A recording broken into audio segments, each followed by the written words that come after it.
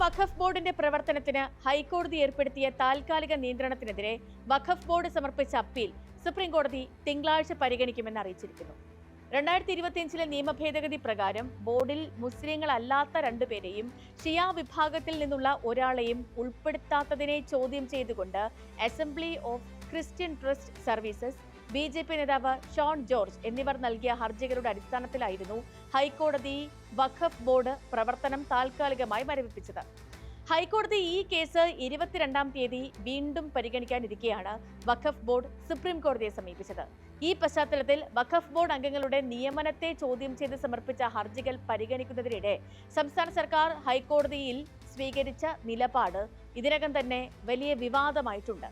ഹർജിക്കാരുടെ വാദങ്ങളെ advocate general കോടതിയിൽ അംഗീകരിച്ചതോടെ വഖഫ് വിഷയത്തിൽ സർക്കാർ കേന്ദ്രത്തിന് കീഴടങ്ങി എന്ന ആരോപണവും പ്രതിപക്ഷവും സമസ്തയും ഉന്നയിച്ചിട്ടുണ്ട്.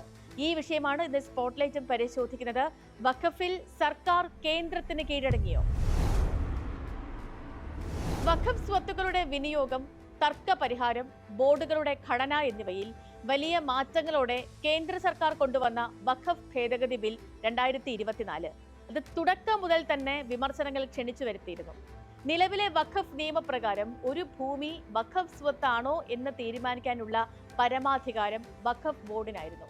എന്നാൽ പുതിയ ഭേദഗതി പ്രകാരം ഈ അധികാരം ജില്ലാ കളക്ടർമാർക്കും റവന്യൂ ഉദ്യോഗസ്ഥർക്കും കൈമാറാനാണ് നിർദ്ദേശം. സ്വത്തുക്കളുടെ ഉടമസ്ഥാവകാശം സംബന്ധിച്ച തർക്കങ്ങളിൽ റവന്യൂ രേഖകൾക്കായിരിക്കും ഇനി മുൻഗണന വരിക. വഖഫ് ട്രിബ്യൂണലുകളുടെ തീരുമാനത്തിന് മേൽക്കോടതിയെ സമീപിക്കാനുള്ള വ്യവസ്ഥകളും ലളിതമാക്കുമെന്നാണ് വ്യവസ്ഥ. വഖഫ് ബോർഡുകളുടെ ഘടനയിലും വലിയ മാറ്റങ്ങൾ വരുന്നുണ്ട്. മുസ്ലിം ഇതര വിഭാഗങ്ങളിൽ നിന്നുള്ള 2 പ്രതിനിധികളെയും 2 വനിതാ അംഗങ്ങളെയും ബോർഡിൽ ഉൾപ്പെടുത്തുന്നത് നിർബന്ധമാക്കും എന്ന വിവാദ വ്യവസ്ഥ കൂടി ഇതിലുണ്ട്. വഖഫ് ഭരണത്തിൽ കൂടുതൽ സുതാര്യതയും വൈവിധ്യവും കൊണ്ടുവരാൻ ഇത് സഹായിക്കുമെന്നാണ് കേന്ദ്രത്തിന്റെ വാദം. എന്നാൽ ഇത് മതപരമായ സ്ഥാപനങ്ങളുടെ സ്വയം ഭരണാധികാരത്തിന്മേലുള്ള കടന്നുകയറ്റമാണെന്നായിരുന്നു വിമർശനമുയർന്നത്. ഈ ബില്ല് പാർലമെന്റിന്റെ സംയുക്ത പാർലമെന്ററി സമിതിയുടെ പരിഗണനയ്ക്കും തുടർന്ന് ചർച്ചകൾക്കുമായി വിട്ടിരിക്കുകയാണ്.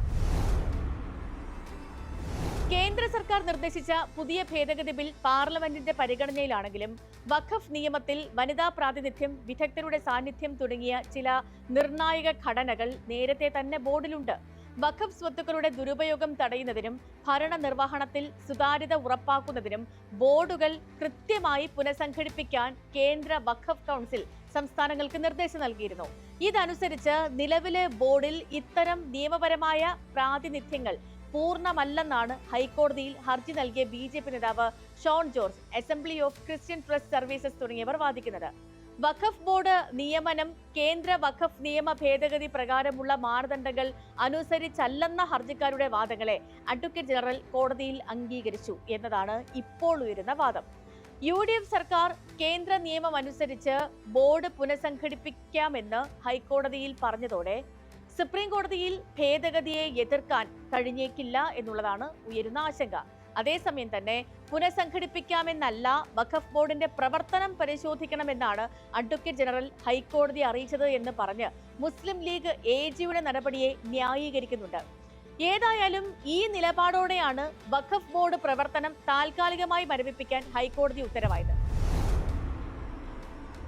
ഈ മാസം 15-ന് കേരള ഹൈക്കോടതി പുറപ്പെടുവിച്ച ഈ ഇടക്കാല ഉത്തരവിനെതിരെ വഖഫ് ബോർഡ് സുപ്രീം കോടതിയെ സമീപിച്ചിരിക്കുകയാണ്. എല്ലാ അംഗങ്ങളെയും ഒരുമിപ്പിച്ച് നിയമിക്കണമെന്ന് ഏകീകൃത വഖഫ് നിയമത്തിൽ പറയുന്നില്ല എന്ന് ബോർഡ് ഹർജിയിൽ ബോധിപ്പിച്ചു. ഇനി ഏതെങ്കിലും ഒരു അംഗത്തിന്റെ അഭാവമോ അല്ലെങ്കിൽ ഒഴിവോ വഖഫ് ബോർഡ് എടുക്കുന്ന തീരുമാനങ്ങളെ അസാധുവാക്കില്ല എന്ന് ആ നിയമത്തിന്റെ തന്നെ 22-ാം വകുപ്പിൽ പറയുന്നുമുണ്ട്. അപ്പോൾ അതുകൊണ്ട് തന്നെ കേരള ഹൈക്കോടതിയുടെ ഇടക്കാല ഉത്തരവ് നിയമപരമായി നിലനിൽക്കുന്നതല്ല. നയപരമായ തീരുമാനങ്ങൾ എടുക്കുന്നതിൽ നിന്നും മൂലധന ചെലവ് നടത്തുന്നതിൽ നിന്നും തെറ്റായ വിധിയിലൂടെയാണ് ഹൈക്കോടതി തങ്ങളെ തടഞ്ഞിരിക്കുന്നത് എന്നും വഖഫ് ബോർഡ് ചൂണ്ടിക്കാട്ടി. വഖഫ് നിയമത്തിന്റെ 99-ാം വകുപ്പ് പ്രകാരം ബോർഡിനെ മറികടന്ന് തീരുമാനമെടുക്കാൻ ഹൈക്കോടതിക്ക് അധികാരവുമില്ല. അതുകൊണ്ട് തന്നെ അമുസ്ലിങ്ങളായ 2 അംഗങ്ങളെ വച്ചില്ല എന്ന കാരണത്താൽ ബോർഡിന്റെ പ്രവർത്തനം തന്നെ മരവിപ്പിച്ച നടപടി നിയമപരമല്ലെന്നും ബോർഡ് ഹർജിയിൽ ചൂണ്ടിക്കാട്ടി. കേന്ദ്ര സർക്കാർ പാസാക്കിയ വഖഫ് നിയമം ചോദ്യം ചെയ്ത് സമസ്ത ഉൾപ്പെടെ രാജ്യത്തെ പ്രമുഖ മുസ്ലിം സംഘടനകളും ലീഗ്, ഇതര രാഷ്ട്രീയ പാർട്ടികളും വ്യക്തികളും സുപ്രീം കോടതിയിൽ ഹർജി നൽകിയിട്ടുണ്ട്. ഹർജിയിൽ കോടതികൾ പ്രാഥമിക നടപടികൾ തുടങ്ങുകയും ചെയ്തു. അത്തരമൊരു ഘട്ടത്തിൽ ഉപരികോടതിയിലുള്ള വിഷയത്തിൽ തീർപ്പുണ്ടാകുന്നതുവരെ കേസ് പരിഗണിക്കുന്നത് മാറ്റിവെക്കണമെന്നോ അതല്ല കോടതി വിധിക്ക് വിധേയമായി തീർപ്പ് കൽപ്പിക്കണമെന്നോ സർക്കാരിന് ഹൈക്കോടതിയെ അറിയിക്കാമായിരുന്നു. എന്നാൽ അതുണ്ടായില്ല. കേരള വഖഫ് ബോർഡിനെതിരായ BJPയുടെ ഹർജിയെ ഹൈക്കോടതിയിൽ പിന്തുണച്ച UDF സർക്കാർ സംഘപരിവാറിന് സമ്പൂർണ്ണമായി കീഴടങ്ങി പാദസേവ നടത്തുകയാണെന്ന് പ്രതിപക്ഷ നേതാവ് പിണറായി വിജയൻ ആരോപിച്ചു. BJP ഭരിക്കുന്ന സംസ്ഥാനങ്ങളിൽ മാത്രമാണ് അമുസ്ലിങ്ങളെ ഈ ബോർഡിൽ ഉൾപ്പെടുത്തിയിട്ടുള്ളത്. അതേ വഴിക്ക് തന്നെ UDF സർക്കാരും പോവുകയാണ്. ന്യൂനപക്ഷങ്ങളോടും ജനങ്ങളോടുമുള്ള വഞ്ചനയാണിതെന്നും പിണറായി വിജയൻ ആരോപിച്ചു. കേന്ദ്ര സർക്കാർ ഏകപക്ഷീയമായി നടപ്പാക്കിയ വഖഫ് ഭേദഗതി നിയമത്തിനെതിരെ LDF സർക്കാർ സുപ്രീം കോടതിയെ സമീപിച്ചിരുന്നു. ഹൈക്കോടതിയിൽ കേന്ദ്ര നിയമപ്രകാരം സംസ്ഥാന വഖഫ് ബോർഡ് പുനഃസംഘടിപ്പിക്കാമെന്ന് സംസ്ഥാന സർക്കാർ രേഖാമൂലം ഉറപ്പു നൽകിയതോടെ ഭേദഗതിയെ എതിർത്ത് സുപ്രീം കോടതിയിൽ LDF സർക്കാർ നൽകിയ അപേക്ഷ ഫലത്തിൽ റദ്ദാക്കപ്പെടുമെന്ന ആശങ്ക പ്രതിപക്ഷം പങ്കുവയ്ക്കുന്നുണ്ട്. ഇതിനിടയിൽ വഖഫ് ബോർഡ് വിഷയത്തിൽ UDF സർക്കാരിനെതിരെ ആഞ്ഞടിച്ച് സമസ്തയും രംഗത്ത് വന്നു. സർക്കാർ BJPയുമായി ഒത്തുകളിച്ചു എന്നാണ് സമസ്ത കേരള ജമിയത്തുൽ ഉലമ സംസ്ഥാന സെക്രട്ടറി ഉമർ ഫൈസി മുക്കം ആരോപിച്ചത്. ഹൈക്കോടതിയിൽ BJP വാദത്തെ സർക്കാർ പിന്തുണച്ചത് ശരിയല്ല. വഖഫ് ബോർഡിലെ 2 ഒഴിവുകൾ സർക്കാരിന് തന്നെ നികത്താമായിരുന്നു. അത് സർക്കാരിന്റെ അധികാരത്തിൽപ്പെട്ടതാണെന്ന് വഖഫ് ബോർഡ് അംഗം കൂടിയായ ഉമർ ഫൈസി പറഞ്ഞു. കോടതിയിൽ നടക്കുന്ന വ്യവഹാരമായതുകൊണ്ട് തന്നെയാണ് ഇതിൽ ഇടപെടാത്തതെന്നാണ് മന്ത്രി N ഷംസുദ്ദീന്റെ ഇതുമായി ബന്ധപ്പെട്ടുള്ള പ്രതികരണം. കേരള വഖഫ് ബോർഡിന്റെ പ്രവർത്തനങ്ങൾ ഹൈക്കോടതി താൽക്കാലികമായി മരവിപ്പിച്ചതും ഇതിനെതിരെ ബോർഡ് സുപ്രീം കോടതിയെ സമീപിച്ചതും വഖഫ് വിഷയത്തിൽ വലിയ നിയമപരമായ അനിശ്ചിതത്വത്തിനും രാഷ്ട്രീയ വിവാദങ്ങൾക്കും വഴിയൊരുക്കിയിട്ടുണ്ട്.